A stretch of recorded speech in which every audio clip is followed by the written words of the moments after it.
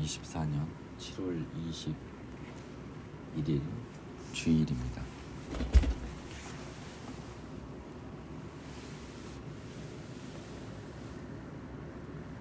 오늘의 설교 제목은 예수의 제자도 세상의 빛과 소금입니다. 그동안 저의 모든 설교가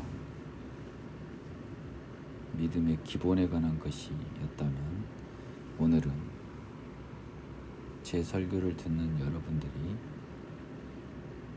생명의 성령의 법으로 다시 태어난 믿음의 자녀임을 전제로 이야기 드리는 것입니다.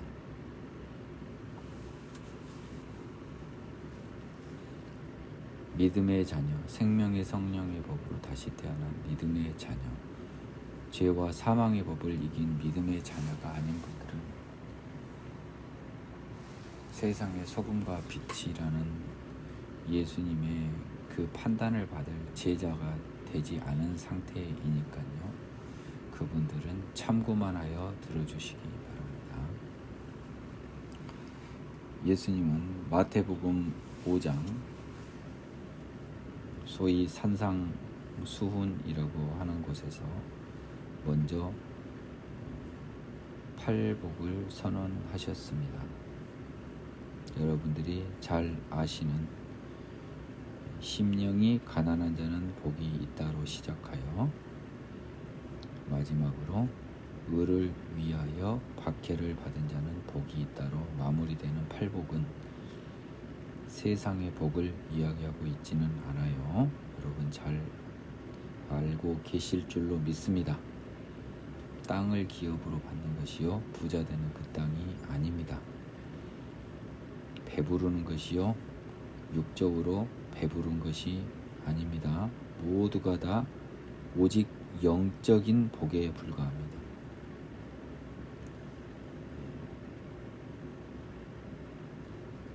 천국으로 시작해서 천국으로 마무리되고 있어요. 심령이 가난한 자, 의를 위하여 박해를 받은 자 모두 천국이 그들의 것이다 라고 해서 결국 팔복에서도 예수님은 천국만을 이야기하고 계십니다.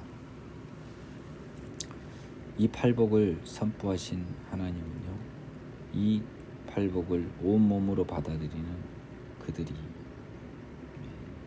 제자들임을 전제하고 그 제자들의 존재를 세상의 빛과 소금이라고 이야기하십니다. 예수님의 제자된 자, 믿음의 길을 가는 자는 이 어두운 세상의 빛이요 혼탁하고 더럽고 썩어 부패한 세상의 소금이 되어야 한다라고 이야기하십니다.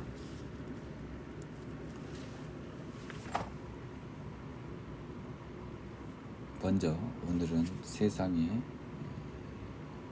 빛과 소금이 되는 예수의 제자가 되는 도리에 대해서 잠깐 고민을 해보겠습니다. 마태복음 5장 13절에서 예수님은 소금은 그 맛을 잃으면 무엇으로 짜게 하리요라고 써져 있지만 무슨 의미가 있겠느냐라고 하는 말씀을 하고 계십니다. 소금은 고유의 속성인 짠맛이 다만 그 맛을 위한 것은 아니겠지요. 주로 냉장고가 없었던 고대 사회에서 부패를 늦추는 매우 소중한 물질이었을 것입니다. 그런데 소금이 짜지 않으면 소금을 뿌려봐야 맛을 짜게 하는 것은 둘째치고 부패를 방지하는 능력이 없어요. 밖에 버려져 사람의 밟힐 뿐이는데 흙만도 못하다는 이야기가 나중에 나옵니다. 즉 세상 사람과 다를 바 없고 오히려 그들만 못하다는 것이 됩니다.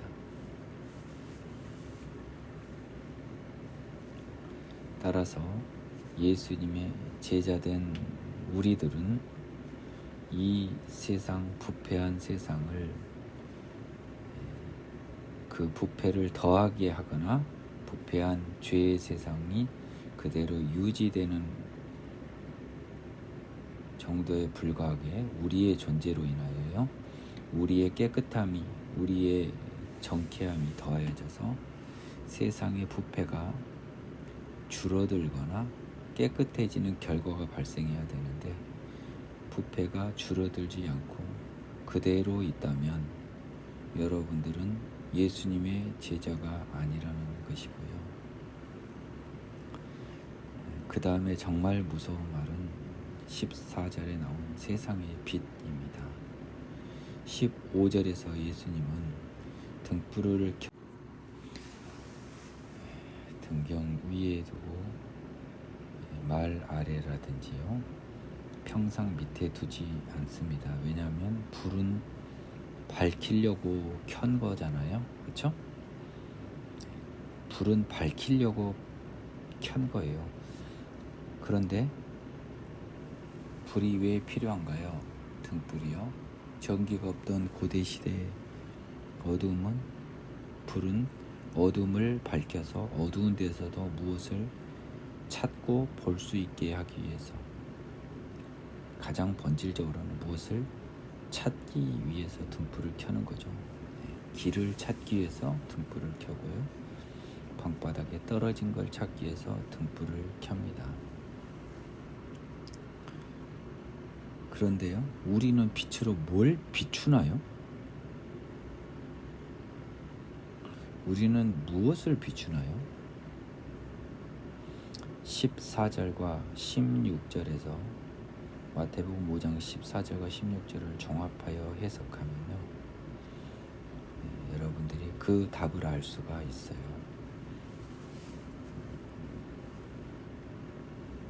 여러분, 세상에 빛인 여러분은요, 여러분들의 빛 등불을 통하여 세상 사람들한테 산 위에 있는 동네가 숨겨지지 못한다라고 하는 것은요, 숨겨지는 어둠에 감춰진 산 위의 동네를 여러분 상상을 해보시죠. 어둠에 감추어진 산 위에 있는 동네가 있어요. 14절이 그 말 아닙니까, 여러분? 어둠에 감추어진 산 위에 있는 동네가요, 여러분의 빛으로 말미암아 숨겨지지 못한대요. 그리고 16절에서 너희 빛이 사람 앞에 비치고 그들로 너희 착한 행실을 보고 하늘에 계신 너희 아버지께 영광을 돌리게 하라 라고 했습니다. 제가 여러분한테 설교 서두에 팔복 중에 시작과 끝이 천국에서 천국으로 끝남을 다시 한번 환기시켜드린 바가 있어요. 따라서 마태복음 5장 14절에서 산 위에 있는 동네는요, 천국을 말해요. 천국은 이 세상에서 어둠 속에서 감추어졌습니다. 보이지가 않아요. 보일 수가 없습니다.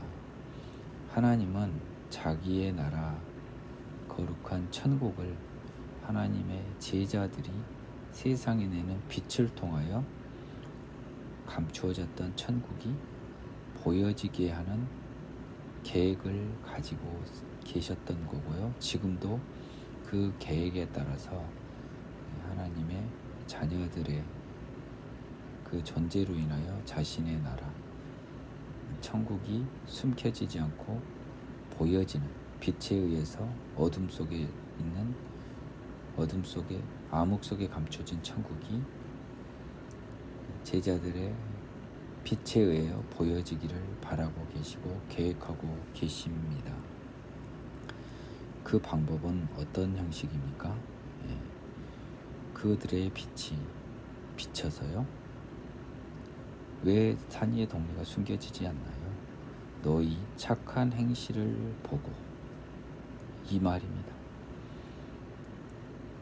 너희의 착한 행실을 보고, 그 착한 행실을 보고 세상 사람들과 구별된 너희들의 행동을 보면, 너희들의 그 빛을 보면 산 위에 있는 동네 천국이 결코 숨겨지지 못할 것이다. 따라서 그들 역시 하나님의 제자가 되어 하늘에 계신 너희 아버지 하나님께 영광을 돌려 하나님의 자녀가 되게 하는 전도와 복음의 선순환을 말씀하고 계십니다. 오늘은 예수의 제자도 세상의 빛과 소금에 대해서 이야기하고 있는데요. 따라서 첫 번째로, 과연 이 세상에서 크리스찬이라고 하는 사람들의 예수의 말씀을 전하는 현재의 작금의 교회와 전도와 선교가 과연 빛과 소금의 역할을 하고 있는지를 우리가 반성해 볼 필요가 있고요. 거창하게 우리 밖의 사람들을 걱정하는 것에 나아가서요, 먼저는 우리 마음속 우리 자신이 과연 세상의 빛과 소금이 되고 있는지를 한번 되돌아볼 필요가 있겠습니다.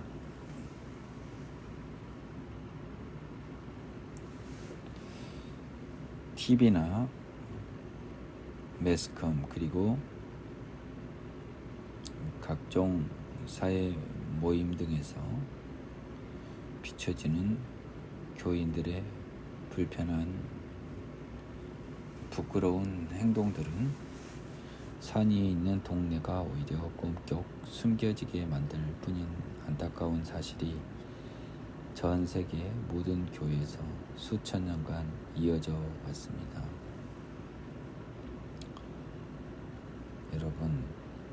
여러분들은 그러한 빛이 나지 않는 예수 자녀를 빙자한 수많은 가짜 크리스찬들에게 속해서는 안 돼요.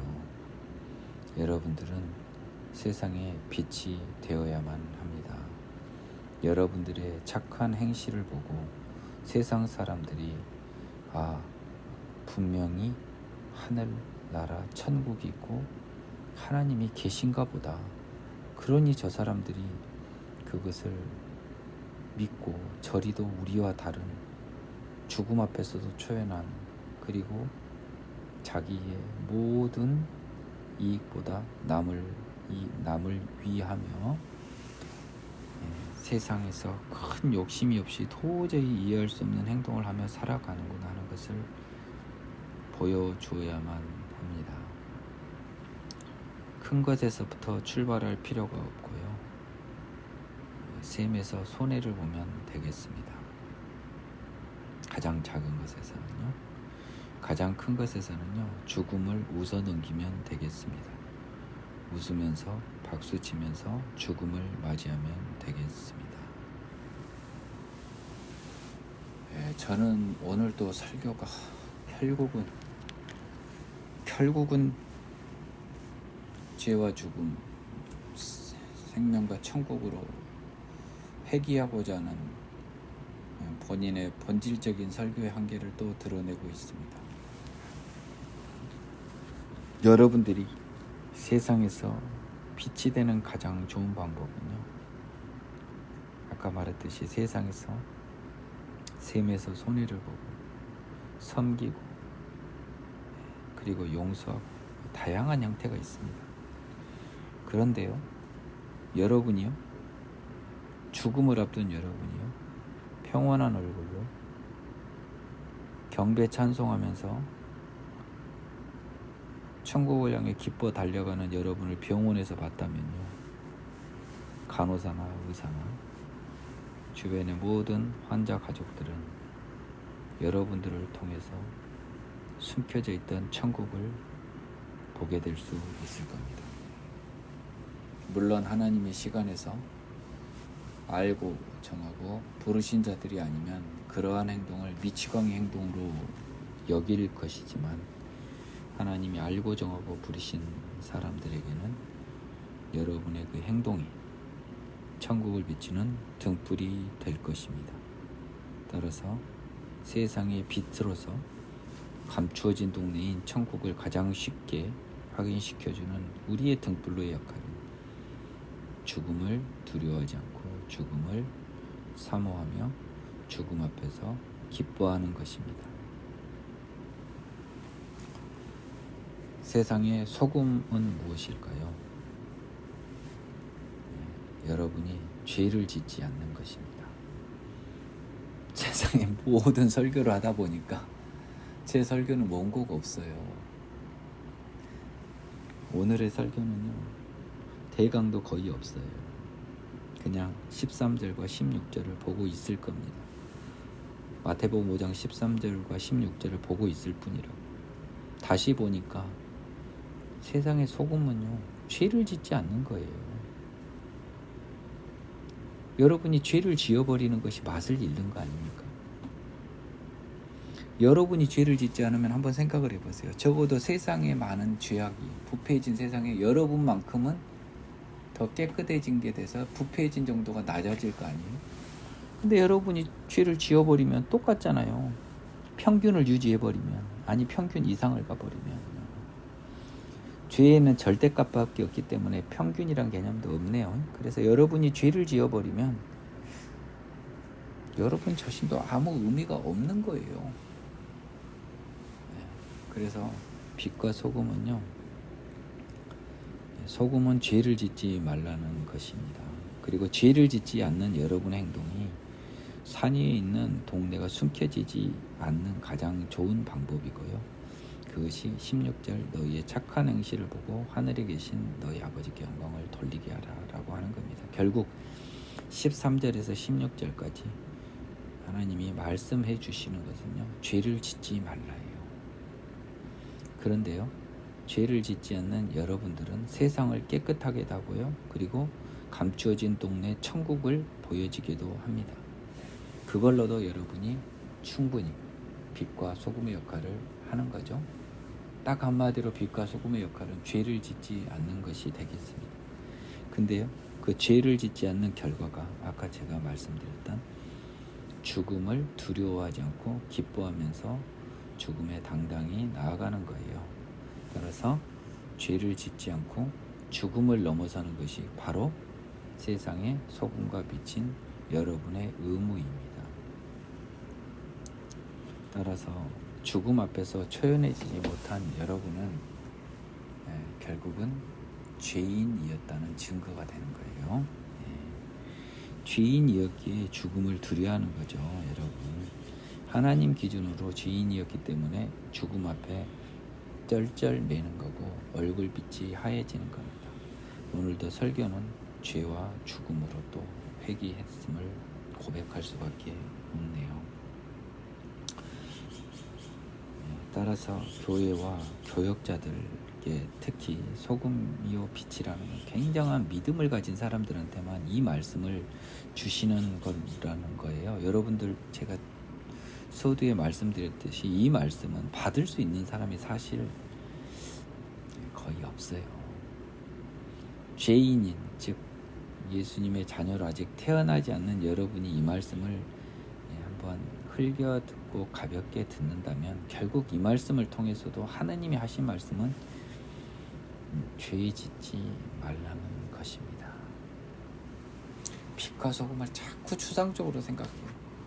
다시 곰곰이 생각해보고 저랑 이 부분을 지금 쓸데없는 설교가 아닌 하나님의 말씀을 집중 탐구하는 설교 시간을 갖다 보니까 결론은 죄를 짓지 말라로 마무리가 되는 거예요. 참 무섭습니다. 자, 오늘은 죄와 죽음의 문제에 대해서는 조금 한 발짝 빼서 예수의 제자도를 가르쳤는데, 예수의 제자도를 가르치다 보니까 결국 죄 짓지 말라는 거예요. 정말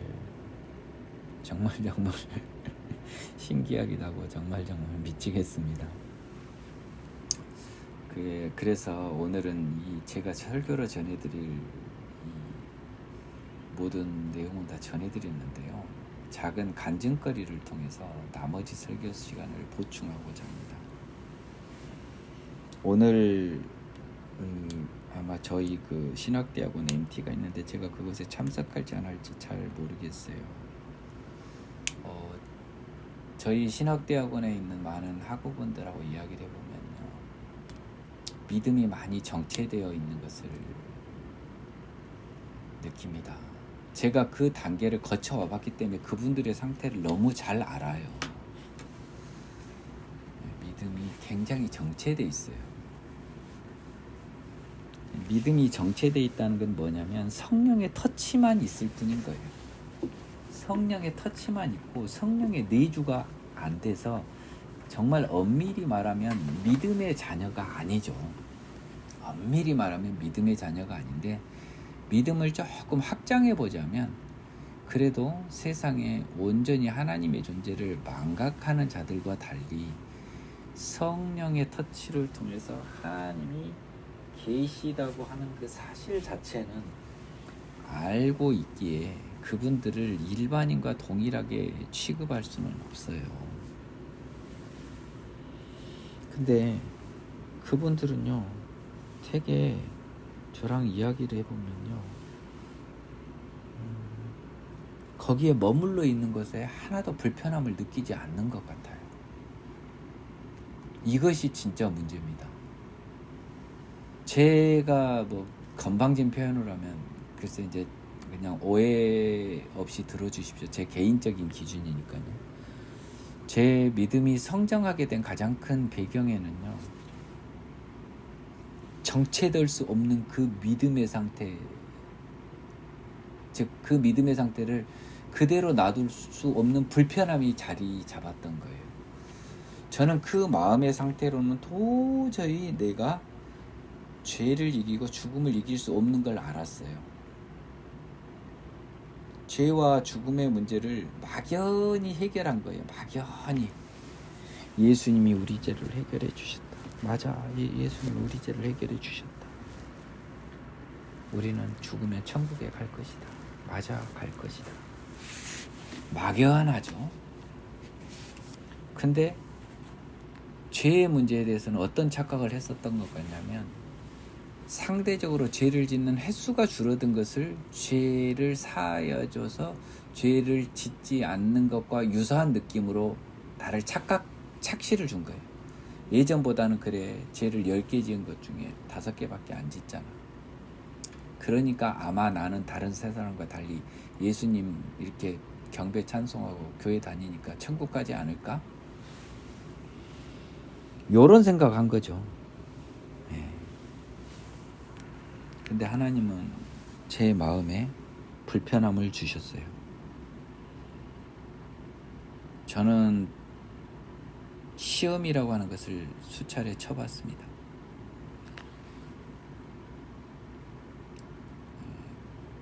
죄송한 말씀이지만 공부를 못한 사람들은요, 자기가 뭘 모르는지를 몰라요. 그러니까 공부를 못하는 거예요. 이제 그 부분에 상대적으로 그 재주가 부족하신 분들도 있지만 거의 대부분은요, 기본적으로는 공부도 굉장히 습관에서 비롯되는 게 굉장히 커요. 그래서 자기가 뭘 모르는지를 몰라요. 특히 뭘 모르냐면 대충 아는 것을 아는 걸로 착각하는 사람들이 제일 공부의 하자예요. 대충 알면 시험에 틀립니다. 그런 것을 시험을 통해 틀려봐놓고도 또 대충 한 걸 아는 걸로 착각하고 대충 아는 것을 불편해하지 않다가 결국 공부 못하고, 공부에 관해서는 조금은 남들한테 밀린 걸로 마무리가 되는 경우가 많이 있습니다. 복음을 공부에 비유를 해보자고요. 하나님의 은혜인 이 복음을 한번 공부에 비유해 보자면, 그 복음이 막연한 복음, 막연한 제사함, 막연한 천국이면요, 죽음이라고 하는 마지막 시험을 여러분들이 통과할 수가 없어요. 그 전제로 여러분들이 무엇을 아셔야 되냐면, 우리의 마지막 믿음의 시험은 죽음이겠구나라고 하는 것을 여러분이 성령님의 이끄심에 따라 인정할 수 있어야 돼요. 우리 믿음의 마지막 시험은 우리의 죽음이겠구나 하는 것을 여러분이 인정할 수 있어야 된다고요. 저는 그것을 알았어요. 눈치챘어요. 근데 내가 그걸 통과할 자신이 없는 거예요. 그래서 저는 죽음을 넘을 수 없을 것 같다는 고백을 하나님께 올렸어요. 근데 그 답은 뭐였냐면 성경에서도 그리고 하나님이 주시는 마음으로도 네가 죄인이기 때문에 넘지를 못한다는 거죠. 그 답이 돌아온 겁니다. 그러면 내 죄를 10에서 5로 줄인 게 아니고 10에서 0으로 나싱으로 만들 방법이 분명히 있을 텐데 그 방법은 내 힘으로는 되지 않고 결국은 하나님의 힘으로밖에 안 된다고 성경에 써졌단 말입니다. 그래서 저는 그것을 정말 많이 구했어요. 나도 노력도 하면서 구한 거죠. 정말 생명의 성령의 법으로 뭔가 죄를 이기는, 즉 내가 새로운 피조물로 태어나는 이 방법밖에 없는 걸 알아버렸단 말이에요. 그래서 그것을 계속 구했던 겁니다. 계속 구했어요. 여러분들이 너무 안타까운 게 그걸 구하지 않아요, 여러분. 여러분은 시험을 치를 준비가 안 된 분들이에요. 안타깝지만. 그래 떨어질 것 같아요, 여러분. 여러분 떨어진 걸 고소한 게 아니라 지금 너무 친구가 저거 시험 준비가 하나도 안 된 친구를 보는 진정한 친구의 마음하고 똑같아요. 지금 저래서는 안 되는데. 참 안타깝다. 그래서 저는 죽음을 넘을 수 없음을 솔직하게 고백한 거죠. 여러분들은 지금 막연하게 죽음을 넘을 수 있다고 지금 얼렁뚱땅 얼버무리는 거고요. 여기서 두 갈래 길은 어마어마한 차이입니다. 여러분의 길은 멸망이에요. 안타깝지만 죽음을 넘을 수 없음을 고백하면 결국 죄를 넘어야 된다는 답이 올 테고, 죄를 넘으려면 생명의 성령의 법으로 태어나야 된다는 것이고, 생명의 성령의 법으로 태어나기 위해서는 죄와의 싸움인 회개가 필요하다고 다시 돌아가는 거예요. 제가 다 지나와 봐서 안다니까요. 불편하시더라도 좀 들어주세요. 그래서 죄와의 싸움을 계속 했고요. 그 결과 저는 믿거나 말거나지만 하나님이 예수님을 나한테 보내주셨다고 누차 말씀드렸잖아요. 환상 속에서. 저는 그날을 잊지 못한다고요. 그날 이후에 나는 새로운 사람이 됐는데 어째서 그날 이후에 새로운 사람이 됐냐고 생각하냐면 그 예수님이 나한테 오신 그날 하나님이 그 마음을 주시더라고요. 이제는 앞으로 너는 죄와의 싸움에서 이긴다. 이분 때문에, 이 힘 때문에 네가 이긴다는 거예요. 이게 교회 십자가의 힘으로 이긴다는 거예요. 이거 성경에 써진 말이잖아요. 이거 신기한 거예요, 여러분. 여러분들은 말로만 알잖아요, 그거. 예수의 힘으로, 십자가의 힘으로 죄를 이긴다고 하지만 여러분 눈으로 그거 봤습니까? 하나님의 음성을 들었습니까? 마음으로 주는 너는 이제 예수의 힘으로 이긴다. 그리고 여러분이 그 음성에 따라 이길 수 있는 자신감 받았습니까? 여러분은 나약함만 고백하고 계속 예수의 은혜로, 내 의가 아닌 예수님의 은혜로 산다고 하면서 자꾸 쓸데없는 소리를 하죠. 그 말이 틀린 말은 아닌데 내 의가 아닌 것은요, 새로 태어나는 과정에서 내 의가 개혁되지 않았을 뿐이지 결국은 내가 천국 가는 것은 예수로부터 부여받은 십자가의 능력으로 결국 의로, 십자가의 의로 죄짓지 않음으로 천국 가는 거예요.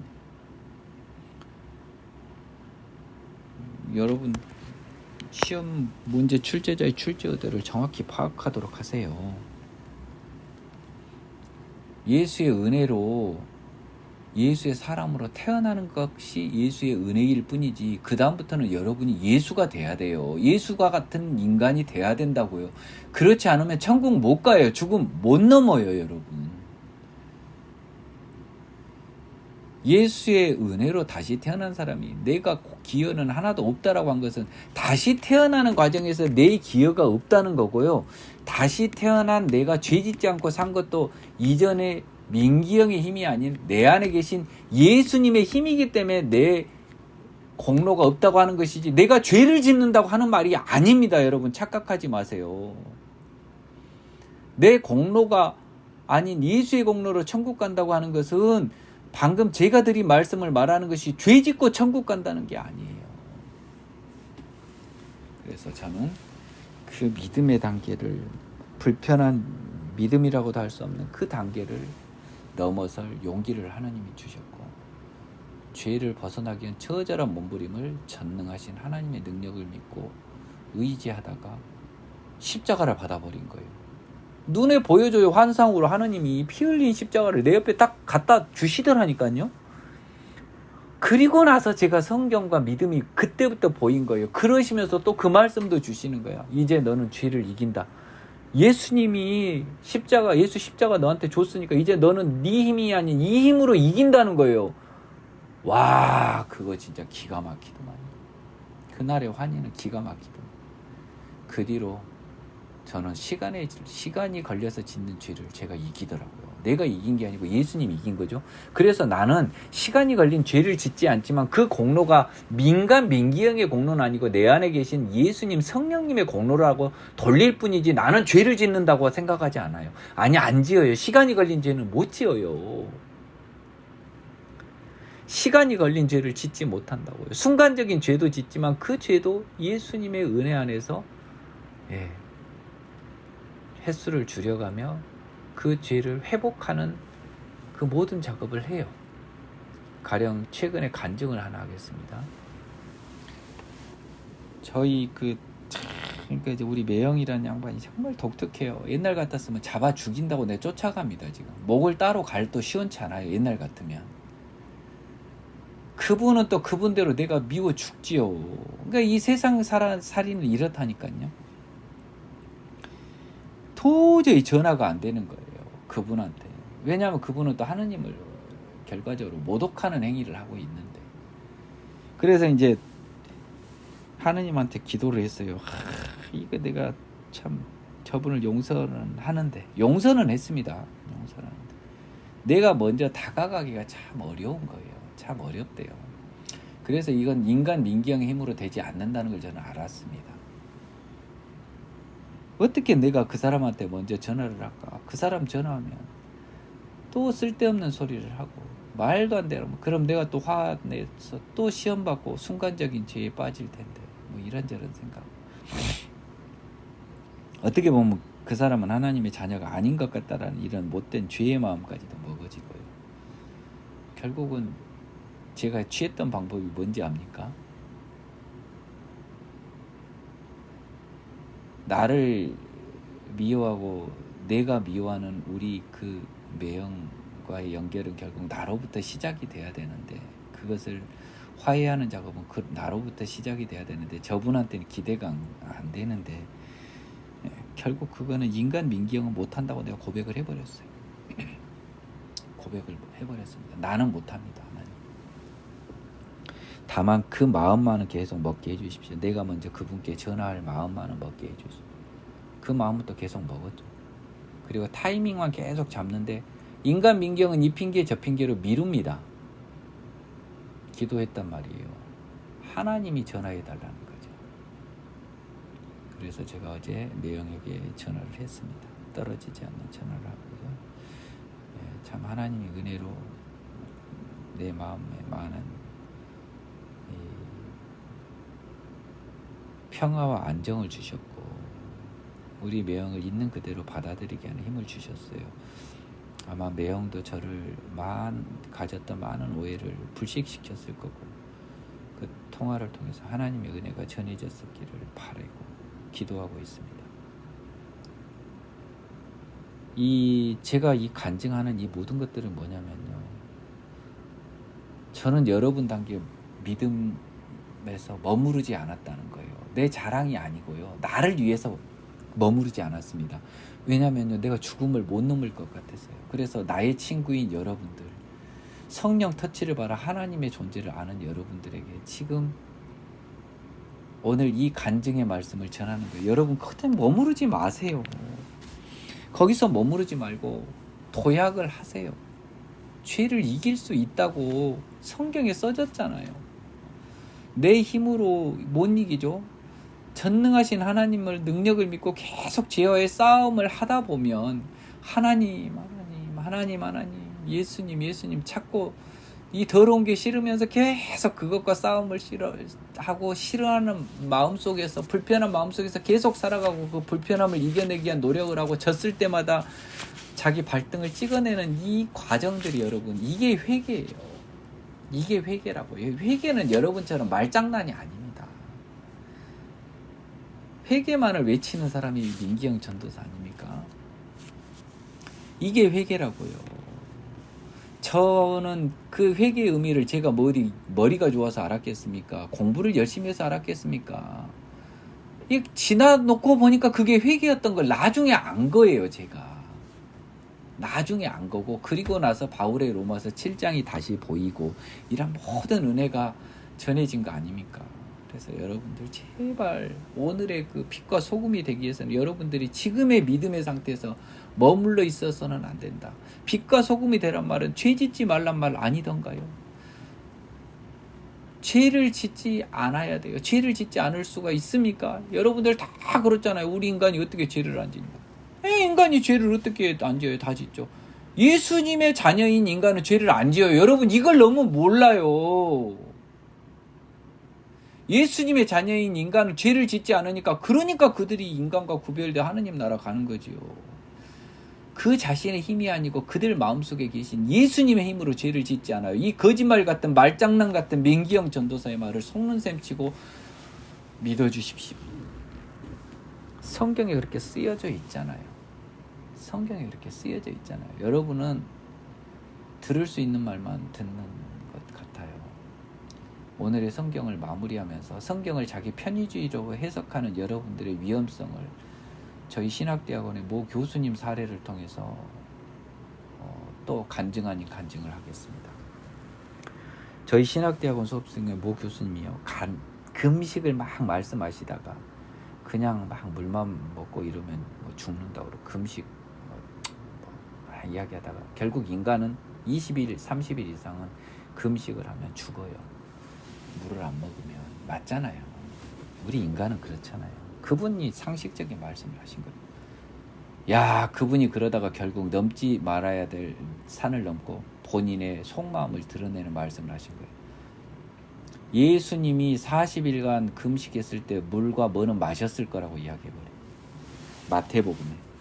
그래서 누가 질문을 했던가 아니면 스스로 이야기했던가. 모세의 40일간의 금식도요. 물과 뭐 떡도 마시지 않고 뭐 떡도 먹지 않고 물도 마시지 않았던 성경 말씀 없애버리고 뭘 먹었다고 해버려요. 왜냐하면 자기가 20일 이상 물도 안 먹으면 사람 죽는다고 이야기하셨잖아요. 그 사람은요, 그분은요 순전히 인간적인 기준으로 믿음을 갖고 성경을 가지니까 그 모양 그 꼴인 거예요. 그 모양 그 꼴로 살고 계시는 거라고요. 그 모양 그 꼴로 신학 교수를 하고 계시는 거라고요. 성경까지 바꿔버렸잖아요. 모세가 또 뭐 먹었고 예수님도 뭐 먹었다는 거잖아요. 하나님의 능력을 하나도 모르는 분이에요. 그런 분들이 인간이 어떻게 죄를 안 짓냐는 말을 하는 거예요. 여러분들도 그 교수님하고 똑같은 생각을 하는 거예요. 그 교수님은 마음속에 고백을 하고 있지만 여러분은 마음속에 고백이 속된 말로 들통이 나버렸지만 여러분들은 그걸 숨기고 있을 뿐 똑같은 마음을 먹고 계시지 않나요? 나는 그 교수님 수업을 받았을 때 정말 안타까웠어요. 그 교수님. 야, 저분 참 불쌍하다. 저 영원히 하나님의 자녀가 될 수 없을 수도 있겠다는 안타까운 마음이 들었어요. 그러면서 자기가 몇십 년 넘게 신앙생활한 믿음의 자녀의 후손이라고 생각하고 있으니 정말 바보 중에 바보죠. 바보 중에 바보예요. 그분은. 안타까워요. 어리석어요. 그 교수님과 민기영 변호사를 한번 비교해 보세요. 그 교수님은 지극히 인간적인 방법으로만 성경을 보고 하나님을 해석하고 있으니까 그분이 갖는 믿음은 힘이 하나도 없을 거고 그분은 죽음을 온전히 못 넘을 거예요. 저도 자신은 못하지만요. 물론 하나님이 해주셔야 한다고 하지만 저 같은 방법으로 오지 않으면 여러분 죽음 못 넘어요. 여러분 천국 못 가요. 천국 여러분 손에 안 잡혀요. 방금 그 교수님과 저를 비교해 보세요. 저는 물도 떡도 안 마셨다고 믿습니다. 모세가요. 모세는 하나님의 사람이었으니까요. 모세의 얼굴에 그 광채는 뭘로 설명하려고 합니까? 예수님이 아무것도 마시지 않았어요. 그 두 사람 다 그러면 무엇을 먹고 무엇이 그들을 죽을 수밖에 없는 그들을 살려줬을까요? 예, 하나님의 힘이, 하나님의 능력이 그분을 살려주신 거예요. 한 끼만 굶어도 죽어버릴 수밖에 없는 사람들을, 죽을 것 같은 사람도 금식하게 해주신 건 하나님이에요. 왜요? 하나님께 기도하고 금식하면 돼요. 하나님, 먹는 일은 내 일이 아니게 해주세요. 저는 먹는 거하고 상관없는 사람으로 20일간 지내게 해주시면 20일 금식 가능해요. 물론 물이나 이런 걸 먹고 금식을 하겠지만 가능하다고요. 그 금식 일반인 못해요. 배고파서 못해요. 하더라도 고통스러운 금식이에요. 고통스러운 금식이 뭔 금식입니까? 여러분들 착각하지 마세요. 금식이요, 여러분이 고통받으면서 하는 금식 하나님 하나도 안 기뻐해요. 하나님의 능력을 믿고 의지하면서 하는 금식을 하나님이 기뻐요. 하나님의 능력으로 먹는 것은 내 일이 아니게 하여 주십시오 하는 기도라고 하는 금식을 하나님 원하신다. 저는 오늘 세상의 빛과 소금이라는 주제로 여러분에게 마태복음의 말씀을 전하려 했습니다. 그러다 보니까 죄를 짓지 말라고 했고요. 결국은 또 결론은 버킹엄처럼 이 길을 갔습니다. 하지만 제가 오늘은 이 간증을 덧붙였습니다. 여러분, 제가 하나 고백할게요. 제 머릿속에서는 음란한 마음이 하나도 안 들어요. 음란한 동영상 보면 더러워서 피하게 돼요. 다른 여자를 보고 음욕을 품지 않는 남자를 여러분 상상할 수 있어요? 그게 사람의 힘입니까? 저는 여기서 하나님의 능력의 하나님을 확인했던 거예요. 제일 먼저 확인했던 거예요. 성경의 말씀, 예수님의 말씀, 날 때부터 된 고자도 있고 사람이 만든 고자도 있고 하나님의 나라를 위하여 된 고자도 있습니다. 저는 이 세 번째 고자를 구했고 갈망했습니다. 쉽지 않은 갈망이지만 갈망했다. 하나님이 그 마음을 주시면서 예수 그리스도의 십자가를 내게 보내주셨습니다. 그리고 너는 앞으로 예수 그리스도의 힘으로, 십자가 힘으로 죄를 이겼다라고 선언해 주셨습니다. 부럽지 않으십니까? 대부분의 사람은 부럽지 않을 거예요. 저렇게까지 살고 싶지 않을 거예요. 여러분들은 마귀의 자녀니까 그래요. 그런데 제 이야기를 듣는 몇 사람 중에 부러우신 분이 있을 겁니다. 여러분, 오늘 이 설교를 다시 들으시고 여러분만의 방식으로 전능하신 하나님의 생명의 성령을 기다리면서 주여의 처절한 싸움을 해 나가시기 바랍니다. 오늘 또 설교의 마무리는 이렇게 돼버리는 어이없는 하나님의 섭리 앞에 고개를 숙입니다. 여러분 모두에게 하나님의 은혜가 온전히 임하시기를 진심으로 기원합니다.